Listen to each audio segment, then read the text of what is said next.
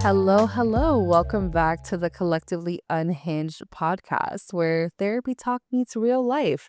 Hi, my name is Courtney. I am your co host, licensed marriage and family therapist. And with me is, drumroll please. I like that. I get a drum roll. It's me, Melissa. Welcome back to Collectively Unhinged. I So literally just said that. welcome back times two. I was facing my microphone and not paying attention. No, I wasn't the kid that paid attention in school, obviously. So today, well, first we were gonna have a Father's Day podcast, but I don't think it's gonna get, or we don't think it's gonna get out in time. Shout out to our lovely podcast editor Vanessa. Hopefully she laughs when she hears this. So instead, we decided to have a podcast on navigating your marriage with kids. So if you are married and are thinking about having kids, this is great. If you're married with kids, also great. If you're like, I don't want kids, please fast forward to the next podcast. So yeah, we're going to be diving into, things that a lot of couples do struggle with quietly or maybe not so quietly, but just really ultimately learning how to stay connected with your partners, especially while raising kids.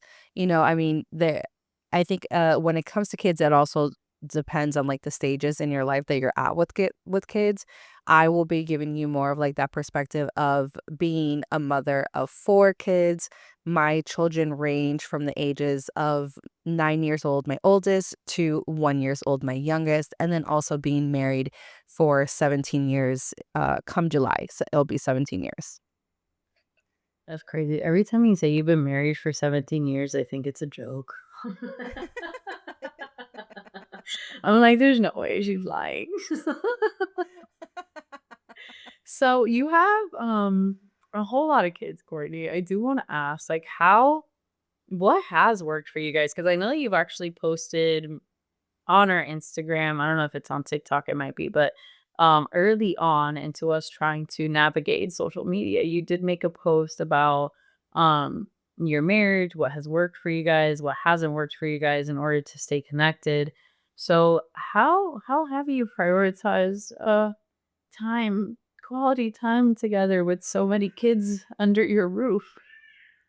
Well, I mean, not to like make it sound stupid, but like I do feel like part of it is as a marriage and family therapist myself, I feel like I have to practice what I preach. Like what I tell my clients to do, I have to be willing to do it myself. Otherwise, I feel like it's fake. So if I'm talking to my clients about certain forms of like communication or like really taking that time to spend quality time together or just doing like small things, you mentioned TikTok, and we had like this one post that really blew up a lot in terms of just like getting a lot of recognition, and it was called 7 Small Ways to Reconnect When You're Slowly Drifting Apart. And my husband and I have been, like I said, we've been married for 17 years. So you have highs and lows like in any relationship. And I really stuck to those things that I said. Like I said before, I don't say things unless I'm willing to do it myself. And it's like I have to make a conscious effort to make sure that we are connecting, that we are doing things, even if it's small things like talking about how I appreciated something or having intentional small touches that are just like having that physical connection there. I try to do what I can. Part of it is being a therapist, part of it is seeing my own parents' dynamic. They've been together for, Jesus Christ, I don't know how long. They've been together for a very long time, probably like, I don't know, like 40 years or something. For I could be completely off, but like they've been together for like a very long time. Well, no, I'm like 36, right? So probably like 45 years. I don't know. But seeing my own parents' dynamic, my own grandparents were together for well over 50 years, my on my mother's side. So I had a lot of great examples, And maybe that's also part of the reason I went into marriage counseling because I had great examples. But again, I practice what I preach. I make sure that I'm doing things to just keep us connected because I have 4 kids. They're all beautiful and crazy in their own way. And it takes a lot. It takes a lot. Yeah. Yeah, I think it's great that you were surrounded by so many positive relationships because that definitely does make a difference. I hear people in session talk about it all the time where they're like, I really want to show a good example for my kids. And like there is something to that, right? If you're around people in your life that are caretakers are really important to you and you see how they're communicating, how they express love, how they handle issues that come up, it really sets like a great foundation, right? The same way that if there's like domestic violence or yelling or like no affection, that impacts you too, right? Like people will be like, I'm just not an For affectionate sure. person because nobody was affectionate with me growing up, and I find it to be weird.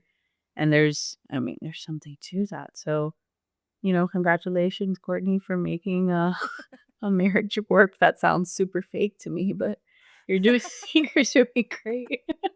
And it's funny, like my husband and I literally just got into like a fight the other night and I was crying and all this other stuff. I mean, granted, it ended in us hugging, saying I love you, kissing, all that stuff. But it's like we fight, like if things happen. It's like anything. And especially when it comes Mm, to raising mm. kids, it's like you have to learn to nurture that relationship even more because as the kids grow, your relationship grows as well. And when that relationship grows, you're either learning to adapt and grow closer together, or you're maybe drifting apart. And the reality is, you're maybe more as roommates than you are as actual partners. So, I mean, parenting does change the marriage dynamic a lot too, which is why, we really wanted to be able to talk about this today. Honestly, you read my mind because as you were talking, I was doing I'm listening, but I'm also thinking, "What to say next?" And I was gonna jump into how there definitely is and tends to be a roommate phase with a newborn. I think that For sure. that's one of those things where as much as you try in that phase, that's like I think the hardest phase to like stay connected because there's like this tiny little creature that you brought home with you, especially if you're a first time parent, and you're just like, what do I do with this? Like I'm like, "Can I?" My husband, no idea. Like, I had never changed a diaper in my entire life, do not have kids in the family, was not a kid person. Still not really a kid person, but I like my kids. So, the first night one of the first nights, we had my son as, like, a little thing. We could not figure out how to get his onesie on, and he had, like, one arm through, the other arm, like, in. He looked so crazy, and we were like, "Yep, looks good. Let's go to bed." So those moments were good for sure, but there definitely was a lot of the shift where from like affection and time spent together and like us dating and making sure we were okay to just like trying to keep this little baby alive that like wouldn't stop shitting all over everything and like Oh my crying god, it's so true. hysterically and like it wouldn't sleep. Like we'd get up in the middle of the night and like give each other attitude and we would tell each other in the morning, like, we made an agreement where, like, whatever we say to each other at night when we're sleep deprived doesn't count. Like, we're not in control when we have slept a total of 3 hours. So, yeah, it definitely shifted. I wasn't like, "Oh, I have this diaper I'm bleeding into and I haven't slept and I feel horrible. Let's go on a date." So, there is a No, you're roommate totally phase right. there.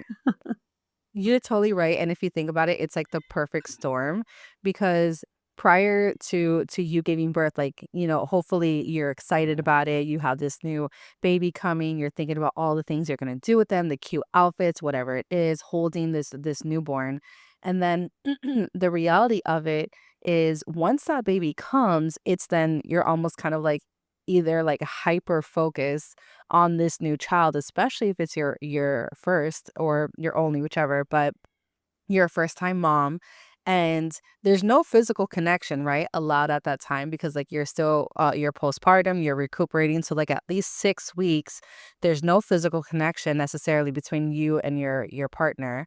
So you have that. Then it becomes all about, like you said, the diapers and the feeding and all this other stuff. So all you're talking about the majority of the time is the baby as it is, and it's like sometimes you realize that there's no other connection going on outside of that because we're so focused on this new child, this newborn that needs all of our attention. And then you bring in feeling sleep deprived at night. So then you have no energy for anything else outside of just simply recuperating and taking care of this like new life that you just brought out into the world. Like of course that is such a vulnerable and sensitive time for any couple, for sure. Yeah, also just the crazy, I mean, it's biological for sure, but the crazy anxiety that a lot of people get, especially as a first-time mom. For me, it was different with Maeve, my daughter. I had way less anxiety. With Tommy, it was like his cry would it would like something in me, it'd be like, "He can't cry. Like, he can't cry. Give me the baby right now. Like, he cannot be crying. What is wrong? Why is he crying?" And that happens to a lot of women too. So I don't know. I've heard of people, and it comes up, right? Where like dad is like holding the baby and the baby starts crying. And of course, as a as a good dad, you're like, oh, I want to be able to like soothe the baby.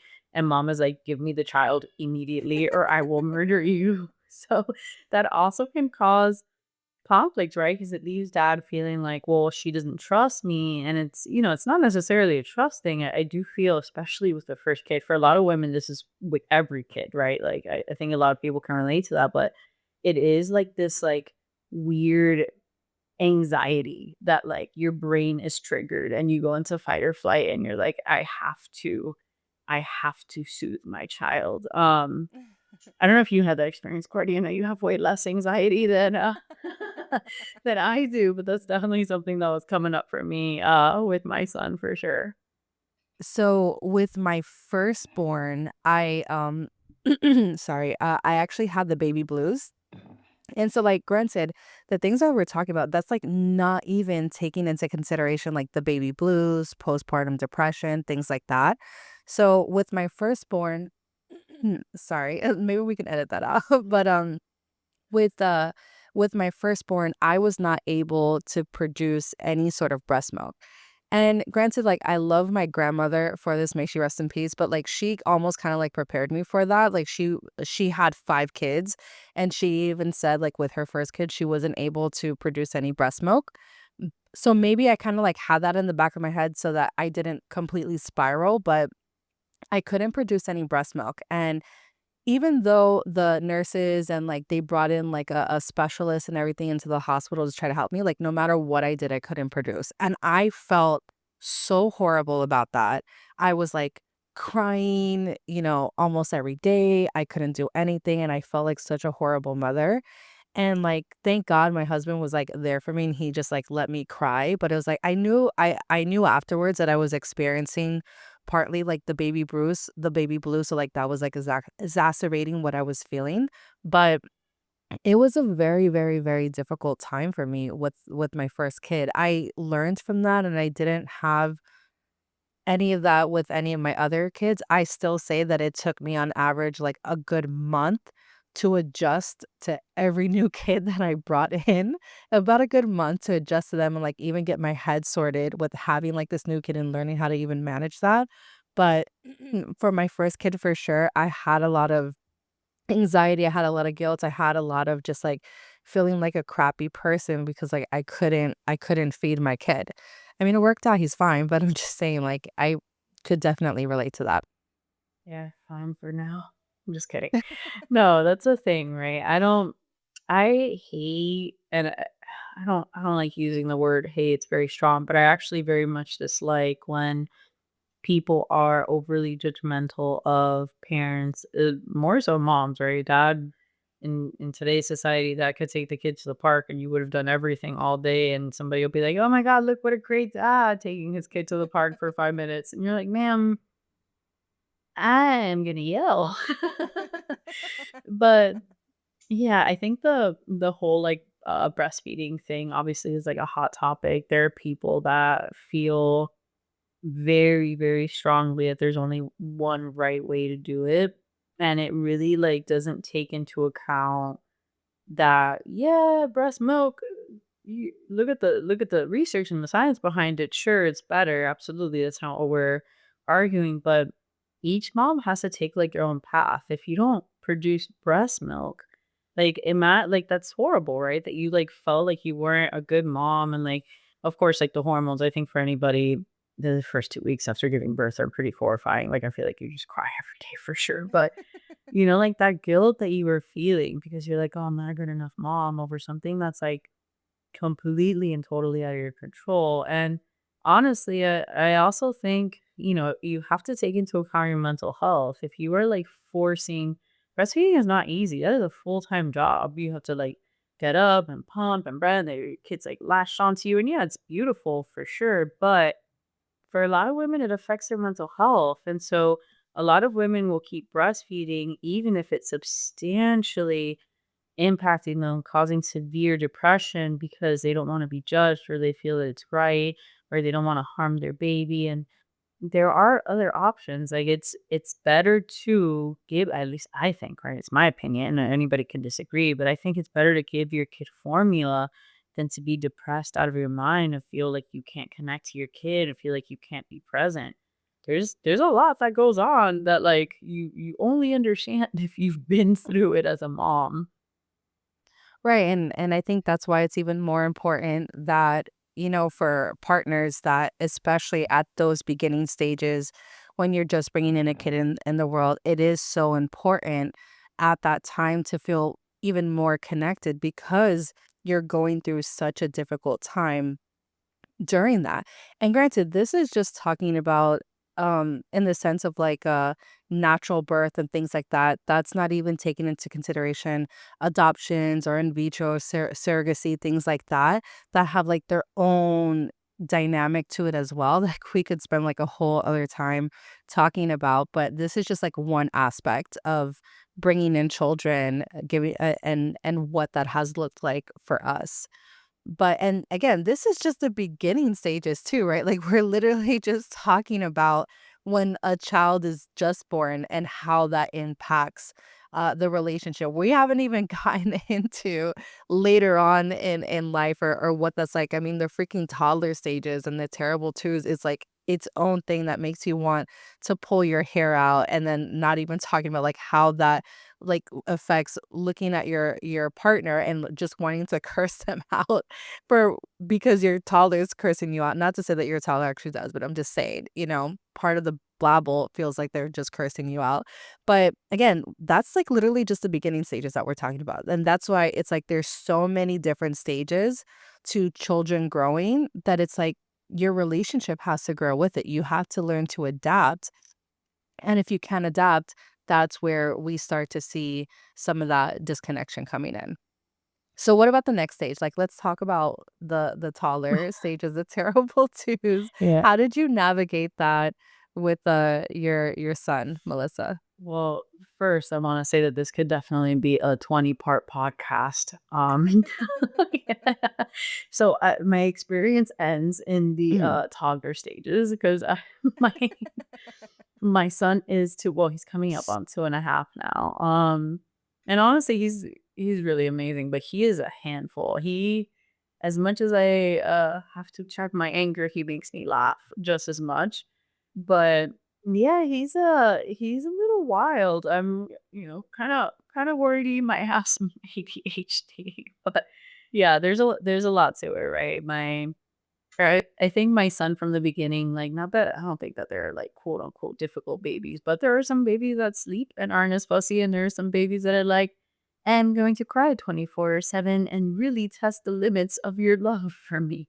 Um, Tommy was that kid. Tommy did not start sleeping through the night until he was literally over 2. Up until right before 2, he was still getting up 2 to 3 times at night, and we would have to go in his room and hang out with him, and, it's a lot, and now that he is, like, first of all, his vocabulary crazy how like these kids just like start speaking full sentences from one day to the next.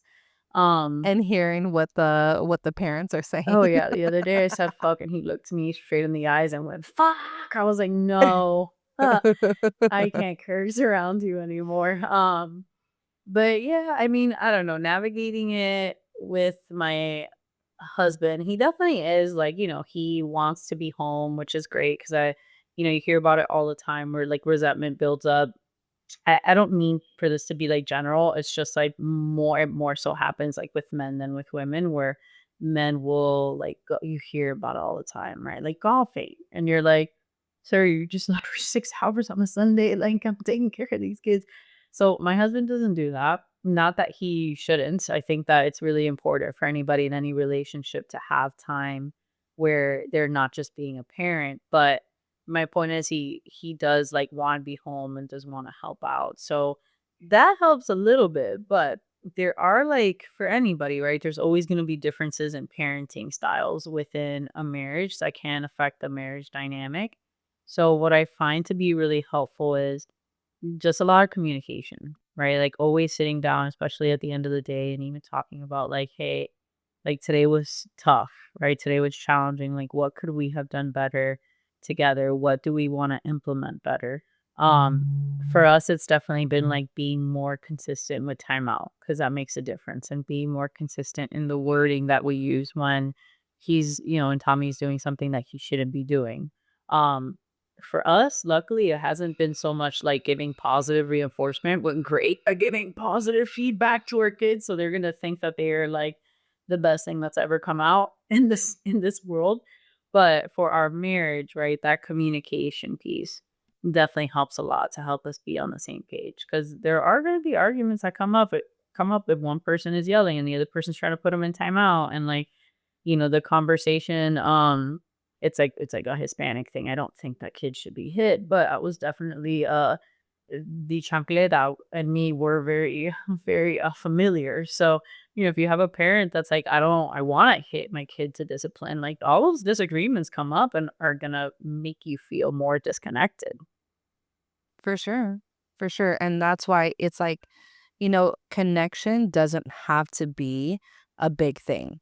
It doesn't mean that it has to be this idea of, oh, we need to sit down and have like an hour-long conversation about these whatever is going on or to feel connected. No, it can be small micro moments of just sitting together, talking about the day, talking about like Melissa was saying, like today was really tough, right? Like just being able to say that to your partner and have it acknowledged is a small moment between the two of you that connects you two together. Having 10 minutes before bedtime, can be a great source of just like again checking in with one another or even just sitting in silence together can be a great form of connection. It's small little things like that that in the long run end up to be a big thing that end up keeping you guys connected in the midst of all of the chaos. I am still in the toddler stages in some respects, but I'm also in like the little bit of a older stages, not like preteen, but I guess like pre-preteen, 9 9 years old is my oldest. And then I have, a 7-year-old who also thinks that she's 9 years old because she does everything with her brother. So it's like I have outside of them going to school and making sure that they're up in the morning, dressed, presentable, going to school, out of school, the routine of the after school routine of snacks or lunch and homework. And then you have all the after school programs of, in our case, soccer, karate, art. If there's after school programs that they're doing too, then it's incorporating that. Like it's so much on top of our own personal things that we're doing as well, whether it's also we're still working because like I don't know who stops working at 2 o'clock in the afternoon when school is out because like that's not me. But it's navigating our own personal things too along with the kids. So it's kind of like when you think about that, it's like, what time do you have?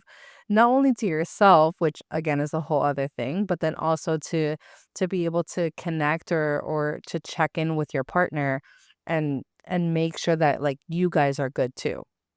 It's a lot. Yeah, you mentioned like who finishes work at 2, and like the thought that came to mind is also how important it is to like avoid comparisons. Well, comparisons, making up words, but comparing what one person is doing to the other. And what's really important, I'm going to take a step back. What's really important to not do this is knowing that things aren't always going to be 50-50, but you should be able to trust that your partner, the person you're with, is giving their best shot to make it as close to 50-50 as possible, even if it's not 50-50 in a specific thing, right? So, like in a lot of relationships, right? Maybe less now because living is expensive. People got to work, but like people choose to have like a stay-at-home parent, right? Especially if it's daycare. I don't know. I looked up the cost for daycare for both my kids, and it's really close to $3,000 a month. Like, bro, what? But anyway, it's a side note. People decide to be a stay-at-home parent, and you hear how that affects the dynamics in a marriage too, right? It's well, like, what did you even do all day? Like, if you ever stayed home all day by yourself with little kids, you do a lot and it looks like you did nothing. And that is Mhm. just a part of it. Like, you hear all the time, like, oh, my person got home and the first thing they said was, like, this is messy. What did you do today? And it's like those comments, while they seem minimal, are actually not. They dig very, very deep. And that's the comparisons that, like, I'm talking about, right? Like, it's important to For sure. yeah, it's important to stay away from that, right? Like, and I will say, like, if one person is working all day and the other one isn't, then, like, make it a point to do things around the house. Of course, like, everybody should chill too, right? Like, this is all within like what you can handle on a given day. But do things around the house to make it easier for the other person, vice versa. If one person is like leaving to go have brunch, then it's important to like prioritize and the other person having their self-care time. Even with something as simple as like diapers, if you've noticed that your person has got enough to change diapers 3 times in a row, like don't wait for somebody to be like, hey, can you like go do this? Get up, be proactive, be mindful, be intentional. And when you have that trust in a relationship, it very much helps you stay away from like those I'm doing more, he's doing less, she's doing less.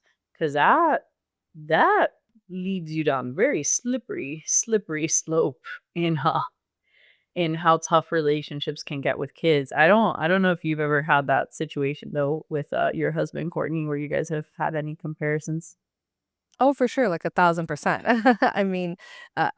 Again, no relationship is perfect. My relationship Yeah. definitely has not been perfect, but I used to so before I transitioned to working remote, I used to work outside of the home, whereas my husband would work in the home and he would work remote. So like there'd be times where I'm leaving at 8 in the morning or 7 in the morning, and then when I'm coming home in the afternoon, I'm gone all day until, like, I come home and the house is a mess. And so, like, I'll get instantly frustrated, and there have been times where I'm like, "Why haven't you cleaned up? Like, why is there still dishes?" And things like that. And it took, honestly, like, my husband giving me it came in 2 parts. It took my husband giving me a reality check and being like, "Hey, like, it's a lot with these kids. It's not easy." And I don't always have time. Although, yeah, I understand that maybe this only takes a couple of minutes, but that doesn't even mean that I sometimes either have a couple of minutes or that I'm even thinking about that. Maybe like I'm taking some time to actually relax for a minute because it's been a crazy hectic day. So I had to, like, first understand where his mindset was at and be able to, like, empathize with that, but then it also, in part 2, took me working remote myself to understand a lot of what he was talking about, in that sense of, like, yeah, sometimes you're going to pick doing prioritizing some things over others, so, like, it's not gonna look perfect, it's not gonna be perfect, and that's why empathy a lot of times in relationship is so important. I feel like half of the time in my couples counseling sessions, I'm in half of the time practicing communication. the other half of the time practicing empathy, because it is so, so important for us to know, especially if like our jobs, our lives don't always like look the same, that to be able to like understand and relate to the other person and like what they're going through, and understand that maybe like, yeah, it seems like your partner has all this time, but there are times when it's like maybe there are just things that are going on mentally, or they're just exhausted that like they need those times too. And like to be able to understand where they're at, be able to understand the emotions that they're going through, the thoughts that they're having, their point of view is also very important.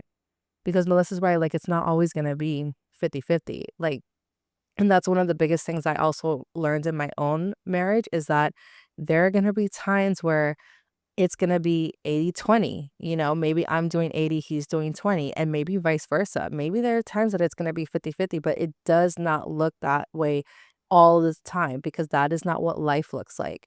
And to have that expectation that it should always be 50-50, it's just you're setting yourself up for failure. Yep, absolutely, I agree. And for some resentment for sure. So I think it's just as important, like the mindset and communication is just as important as like spending quality time together. And you did say, Courtney, like it could even look like just laying next to each other if you're both like burnt out. That has helped a lot in my relationship. Like even just having 30 minutes to like lay on the couch together and like either eat or watch a show that we're watching together, like even just 30 minutes a day when the kids are asleep makes a huge difference. Obviously once you're out of the newborn phase, because when you're dealing with a newborn that you really don't know when you're going to sleep, when who is going to sleep, like so that's a little different for sure. But leading into that, right, like even that communication piece, which I mentioned at the beginning, like kids really do learn a lot from your relationship. And if they see mom or dad getting really upset and yelling, they're gonna learn from that, right? Like, and then you find yourself with a 4-year-old that's yelling in your face, and you're like, "Who taught you that?" And it's like, "Well, you did, right?" So that's also really important, is to even if it feels, 'cause I know there's moments where it feels impossible, but it's really important for us as parents to do our best. We're not perfect. It's not always going to come out perfect, but to regulate our emotions, to start teaching our kids how to regulate their own emotions. And if they see that mommy and daddy are angry, that they're able to sit down, talk, find solutions, apologize. That goes a long way with kids. They really listen to everything, man. You can't say anything around these kids. That's so true. Oh my god, that is so 100% true. And I will also encourage my parents, like, it might seem a little bit counterintuitive at times, but I will encourage my couples to sometimes actually fight in front of their children. And no, I am not talking about, like these like yelling and screaming, cursing, flat out fights, but I mean, it's exactly what you said. Like, children learn from you. So children are going to have fights too. They're going to have arguments, they're going to have disagreements. And if you're able to role model what a healthy argument looks like, a healthy conflict that you can discuss amongst each other, that you have a disagreement on, that maybe even that you're angry about, that it's important for your kid to be able to see that too, that you guys can be angry at each other, but it doesn't have to be about yelling and screaming. You don't want to promote that to your children, for them to like go ahead and role model themselves when it comes to their own friendships, relationships, things like that. So I do actually encourage it. Once we get to a place where we can actually like effectively, argue and have conflict in a healthy way. But I will encourage it sometimes, not all the time, because that's not healthy either. But I will encourage them to like have at times disagreements and things like that in front of their kids, so that they can see what anger can look like in a healthy way, um what sadness can look like in a healthy way, so that their kids can also feel encouraged to feel that way as well, so that they don't have to hide it. So I do think that that is very important. I do think that you are, as parents, are the first glimpse that children see of what any sort of relationship looks like. You're the first ones, right? Like, we are the role models of what they take on into the world, we help develop that foundation of relationships for them. And then, yes, later on they have their own experiences and it can reframe into something else, but we are that foundation. So it is so important for us to be able to show our kids what we would like for them to take into their own relationships moving forward. Yeah, and I have like one last thing to add to that because I had seen this post and I thought it was so interesting. It was I don't remember who it was, but it was this guy saying, he had a really hard time understanding his wife because his mom always held it down. His mom worked multiple jobs, paid the bills, took care of kids, and his mom never complained. And so he ends up like talking it through, but long story short is he ended up having that insight and realized like his mom was trying to protect them by not showing that emotion, by not showing what she was Right. going through. And of course, this depends on like the age of your kid. It depends on a lot of different things. I don't think you should sit there and like trauma dump on your kids.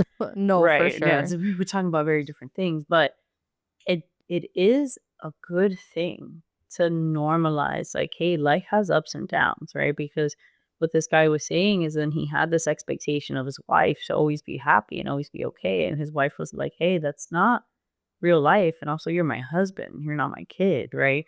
So we take those things with us and we have like unrealistic expectations if we're not seeing our parents also like express emotion, especially dads. Guys, men have feelings. Men, show your boys how to regulate, how to be sad, how to show anger, how to communicate. Show your boys that it's not just women who are emotional. We're all emotional. That's why we all have to deal with these things. We all have emotions. So that's what I wanted to leave off with. And if you don't know how to regulate, that is okay too. Like it's important for you to be able to like identify where you're at realistically and what you struggle with because again, you're not the only one that probably sees that. So if you are having difficulty when it just comes to like your own ability to communicate, your own ability to emotionally regulate, then it is important for you to be able to like seek out help when it comes to that, whether it's in the form of talking it over with your partner, whether it's couples counseling, whether it's individual, but like you finding things that are going to help you through that process, not only for yourself, but then also for your children and for your partner as well. I would also say that, I if I can leave you guys with a few things as well, it is so important. I think what has also helped me a lot in, making my own personal marriage work and what I've discussed with a lot of other couples myself is it is so important to acknowledge and recognize your partner. Even if it's in small ways, but like even little things that maybe they do on a daily basis, but to show your appreciation. Again, it doesn't have to be every single day. It doesn't have to be something that is even on a weekly basis, but like every once in a while, show your appreciation. It goes such a long way in helping them feel seen. And then if you have that ability to like have a quick hug, a quick massage, a quick kiss, whatever it is, do not underestimate that power of the physical affection that you can have. All these small gestures can help build on the emotional safety that your partner has. Yep. So yeah, that's where I wanted to at least, give you guys that. I really hope that some of the things that we have talked about today resonated with some of you. And if it didn't, I mean, we would really love to hear what has worked for you, what hasn't worked for you, any stories that you would like to share. So again, whether you are in the thick of diapers or you are navigating preteens or teenage chaos, remember, your relationship still matters. You are not just co parents, you are partners. Remember that you guys are partners. You're a team, you're lovers, you're friends. And like we always say, it is not about being perfect, it's just about being present together. So stay safe, have fun, enjoy your life. We are here for you if you need it. And yeah, have a good day. Yeah. Bye. Bye.